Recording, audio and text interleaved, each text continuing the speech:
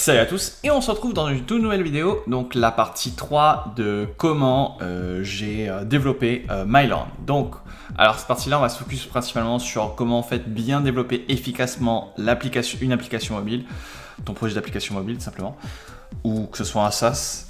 Et on va voir ça ensemble. Et tout d'abord, je vais me présenter alors.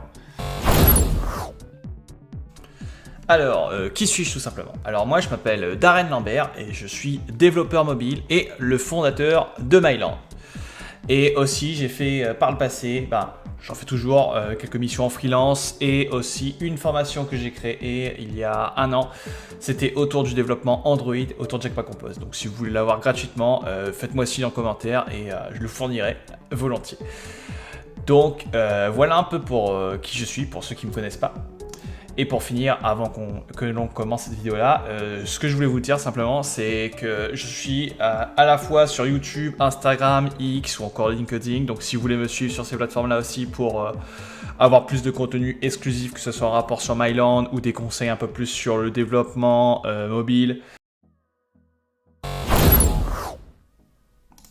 Au sommaire, donc les points clés de cette présentation. Tout simplement, on va se focus premièrement sur un template que j'ai créé, donc le Product Plan.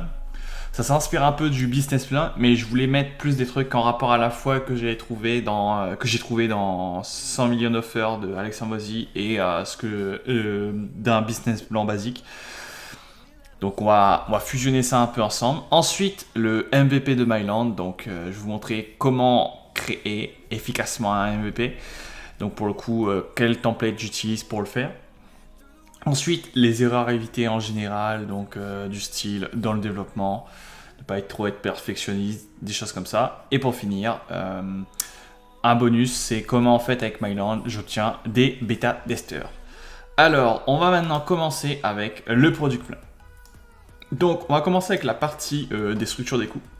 Donc là, c'est principalement en fait toutes les dépenses que tu peux faire pour ton application mobile, donc que ce soit en rapport avec l'hébergement, la vente, le marketing, etc. Structure des revenus, donc ça c'est la partie principalement par exemple combien tu génères avec ton application, quelle partie tu génères plus, abonnement, coût unique, etc.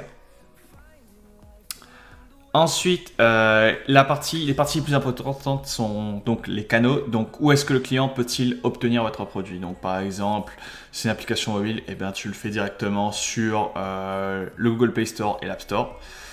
Promotion, donc là, on est plus sur les moyens de communication. Donc, tu décides en fait quel moyen de communication tu souhaites te focus principalement dessus. Donc voilà. Donc pour ce qui est le client ciblé, comme d'habitude, tu as juste en fait à récupérer ce qu'on a fait dans la partie 1 en rapport avec la partie client. Pour ce qui est de la relation avec les clients, donc ça c'est plus comment acquérir des utilisateurs, les fidéliser et les inciter à consommer davantage. Voilà, donc là c'est vraiment la relation client se focus sur ces trois principes-là. Donc proposition de valeur, c'est quoi ton produit, comment ça génère de la valeur et qu'est-ce qui le rend unique tout simplement. Et donc après dans le corps, qu'est-ce que tu peux mettre? C'est partager ta vision, ta mission et tes valeurs rapides. Donc c'est très simple à faire. Ensuite, la valeur du produit. Donc pour la partie négative, tu as deux choses à te poser. Donc combien de temps faut-il pour un client pour obtenir le résultat souhaité avec votre produit? Donc, quels sont les efforts que le client doit-il fournir pour atteindre ce résultat? Et donc, ouais, si ça complète parfaitement bien les choses, que c'est plus rapide et que ça prend moins de temps, eh bien, c'est une très bonne solution. Donc, c'est un score de 2. C'est en gros, pour cette partie-là, je me suis inspiré fortement de l'équation qu'Hormozy faisait là, avec la valeur fournie, le résultat voulu, et après en bas tu avais le côté négatif, le temps que ça prend et l'effort, est-ce que ça t'a remis beaucoup plus en intensité d'effort ou pas quoi. Donc c'est ce qui était pratique pour déterminer ce que ton produit en vaut la peine ou pas. Et donc après côté positif, donc quels sont les résultats que chaque utilisateur désire. Donc là c'est plus le résultat et comment l'utilisateur perçoit-il son succès à travers l'application et à quel point est-il convaincu que ton produit fonctionne pour lui. Donc voilà, donc là on est aussi sur la perception et le résultat. Est-ce que pour lui ça fait du sens ou pas? Donc après, activité clé, donc c'est principalement les tâches sur lesquelles tu te focuses principalement. Donc qu'est-ce que tu vas, sur quoi tu peux te focus? Donc par exemple sur le développement de l'application, la vente, le marketing, distribution. Donc tu détailles tout ce que tu dois te focus dessus. Faire de la best testing, ce que je conseille aussi forcément à faire là, parce que c'est très important. Quand tu veux avoir déterminer lequel de ces résultats est le meilleur, et ben tu fais plusieurs versions de ton application et tu regardes ce que les gens préfèrent le plus. Donc voilà pour le produit plan. En fait, ce fichier-là vous sera fourni en description.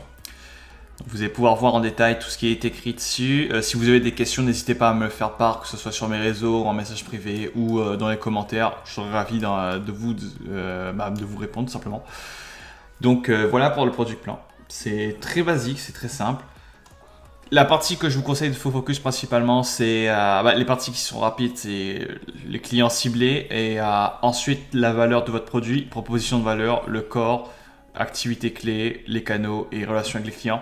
Les structures des revenus et structures des coûts, cette partie-là, vous pouvez mettre plus tard, mais ça serait bien de les faire aussi. Mais focussez-vous sur la partie, sur ces parties-là principalement. Donc voilà pour ça. Ensuite, alors le MVP de Myland. Donc comment en fait en soi je fais pour définir quelle fonction je vais développer? Eh bien tout simplement en fait il y avait un schéma que j'ai fait là qui représente exactement ça. Donc en gros tu as l'axe vertical qui détermine l'impact. Est-ce que ça a un énorme impact ou un impact très faible? Et après les efforts, est-ce que ça prend beaucoup d'efforts ou moins d'efforts? Et donc tout ce qui est qui est haut en termes d'impact et low en effort, et c'est un must-wave de l'avoir dans ton MVP. Donc ça peut être développé le plus rapidement possible. Et donc par exemple en fait comment je fais une gestion de ça en fait simplement. En fait le but du MVP c'est de développer une fonctionnalité principale et uniquement une. Parce que en fait si tu te divises un peu partout dans chaque tâche, tu vas perdre énormément de temps, ça va prendre beaucoup plus de temps comme moi je l'ai fait. J'avais terminé le MVP de Myland en 6 mois. La première version, j'avais pas encore eu un design vraiment énorme et tout. Et j'utilisais en fait Firebase pour la gestion des données des utilisateurs et tout. Et sauf qu'en fait, en soi, je me suis dit, avec le souci de perfection que j'avais, je me suis dit, pourquoi je ferais pas une API à la place? Parce qu'à un certain moment, il faudra que je migre ces data-là, tu vois. Et en fait, ça a été la plus grosse erreur de faire ça, en fait. Parce que ça m'a fait perdre du temps, alors que j'aurais pu publier l'application en 6 mois et pas en plus de 6 mois, quoi. Donc, plus ton produit est sur le marché, plus tu reçois de feedback et tu sais qu'est-ce qu'il faut que tu changes et ce que tu ne refais plus, les erreurs que tu ne dois plus refaire, quoi. Et donc par exemple, alors pour le MVP, simplement, comment tu dois le faire, c'est tu notes toutes les idées que tu as pour ton application mobile, liste toutes les fonctionnalités que tu as en tête, par exemple l'authentification, etc., etc. Et donc une fois que tu as ça, tu te dis en fait sur quoi je dois me focus et qu'est-ce qui fait du sens pour le client. Donc par exemple, si tu as regardé le module, la deuxième partie de cette vidéo-là, donc la vidéo précédente, qui était en rapport avec comment prospecter correctement, eh bien, en soi, tu pourrais poser des questions à tes potentiels prospects, potentiels utilisateurs, tout simplement, et leur dire quelle fonctionnalité pour vous fait le plus de sens d'avoir dans l'application mobile. Et donc, ça te permet en fait d'avoir un feedback côté utilisateur, ce qui est très important. Donc, cette partie-là va forcément influencer le développement de ton application mobile. Et celle qui est la plus choisie, eh bien, tu te focuses là-dessus, sur une seule.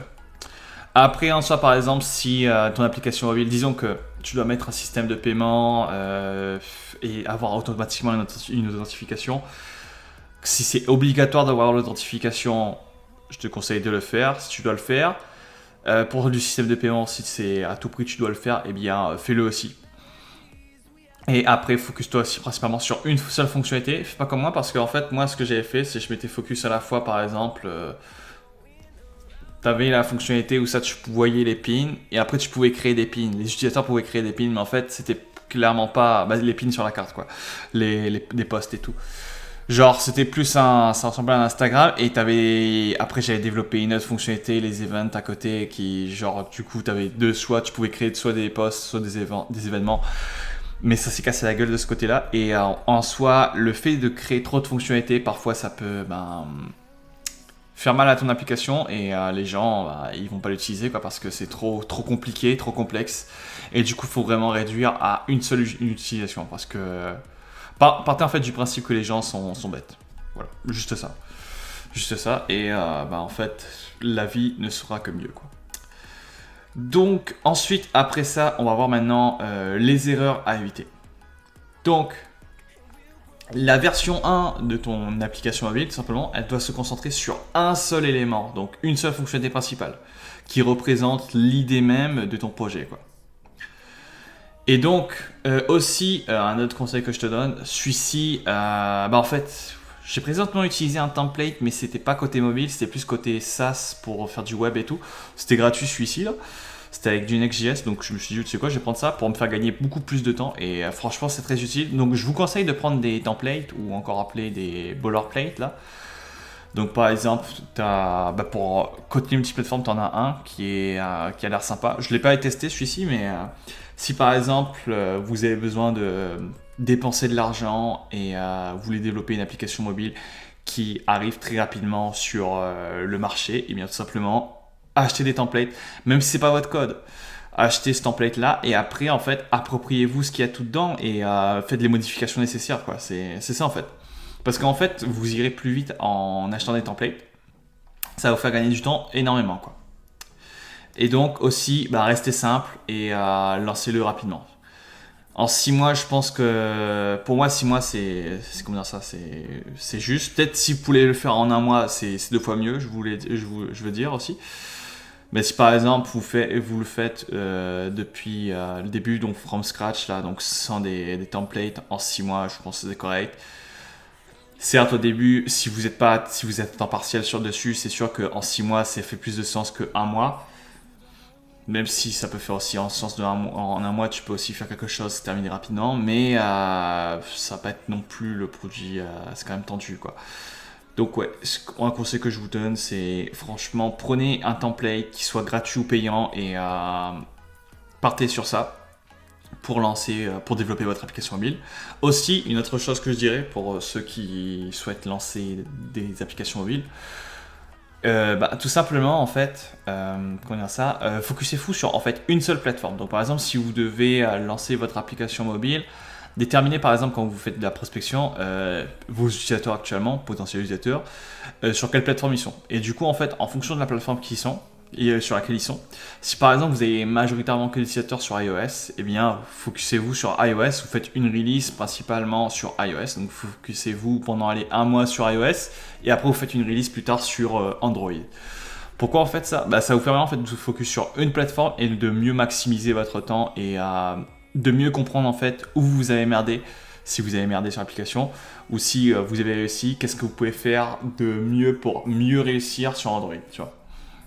Donc voilà, c'est un autre conseil que je vous donne, lancez votre application sur une seule plateforme pour commencer, ça va mieux aller. Mais si par exemple, si vous avez des utilisateurs à la fois sur Android ou iOS, quand vous avez fait votre feedback, tout simplement, faites une application à la fois sur les deux, mais moi ce que je dirais, principalement, focussez-vous sur une seule plateforme pour le début, c'est mieux et simple. Donc pour finir, alors comment comment moi je fais en fait pour obtenir mes bêta d'Epster. Alors présentement, avec une liste d'emails que je me suis construit, donc par exemple à chaque fois quand j'ai recueilli plusieurs feedbacks des gens quand j'avais prospecté, et tout simplement ce que je faisais, je gardais ces emails là dans Mailchimp pour envoyer par exemple des demandes. Est-ce que vous direz de rejoindre la bêta de Myland pour tester cette nouvelle fonctionnalité? Et voilà, c'est comme ça en fait que je fais pour cette partie-là. Ou encore par exemple, je le partage généralement dans des communautés Discord ou Reddit encore. Plus Discord, Reddit, je le fais pas, mais je sais que c'est possible de le faire. Discord, principalement, je le fais dans des communautés d'applications, de développeurs qui créent des applications mobiles. Donc voilà. Et aussi, ensuite, hein, une autre chose à faire, c'est que vous pouvez aussi publier sur LinkedIn, par exemple des posts, des offres d'emploi. C'est très efficace à faire. J'en ai fait un récemment et j'ai eu pas mal de candidatures qui ont été postées. Donc, ah ouais, aussi préciser par exemple que l'offre c'est une offre non payée. Donc, ça veut dire que, comment dire ça? Bah, c'est non rémunéré, toi, en soi. Donc voilà, précisez ça parce que les bêta-testeurs, c'est pas forcément, vous n'avez pas forcément besoin de faire quelque chose de rémunéré. Bien sûr, si par exemple il y a quelque chose ça a plus un aspect technique et tout, là oui. Mais si vous trouvez des gens qui le font non rémunéré, c'est plutôt correct en soi. Donc voilà pour cette partie-là de comment moi en fait je cherche mes bêta-testeurs pour Myland et comment vous pouvez aussi le faire de votre côté. Donc voilà. Alors, pour finir, donc c'est quoi la suite? Donc, la prochaine vidéo, donc la 4e, l'avant-dernière, avant qu'on passe à la 5e vidéo de cette série. On va parler de promotion, donc comment moi j'ai fait la promotion de Myland sur les réseaux, comment bien créer son contenu principalement sur les réseaux, etc. quoi. Et les différentes stratégies que tu peux mettre en place avant de... Non, ça je crois que c'est la 5e vidéo.